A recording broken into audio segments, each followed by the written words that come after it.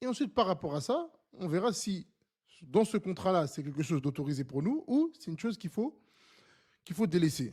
D'accord.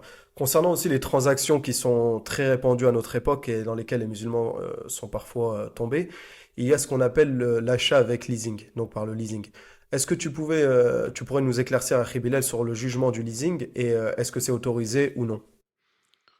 Le leasing, parmi les problématiques qu'on trouve dans le leasing, on a le fait qu'il y ait deux contrats en un.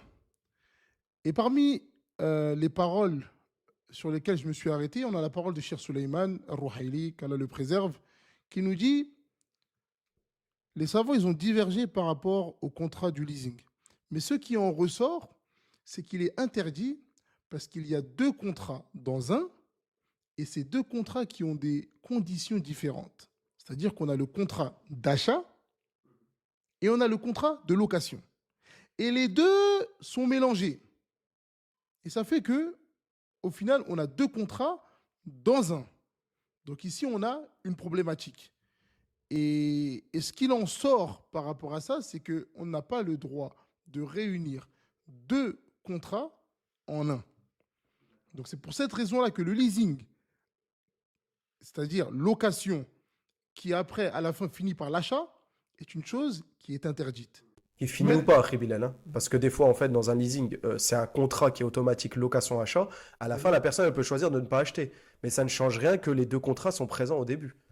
C'est-à-dire que si, à la fin, elle peut ne pas prendre la voiture, les savants ici, ils ont divergé. Parce qu'à la fin, elle a le droit de refuser la voiture. D'accord? Elle a le droit de refuser la voiture. Mais la parole de Cheikh Suleiman, ici, qu'est-ce qu'elle nous dit? Elle nous dit il y a deux contrats. La problématique ici, elle est où? C'est qu'il y a deux contrats dans un.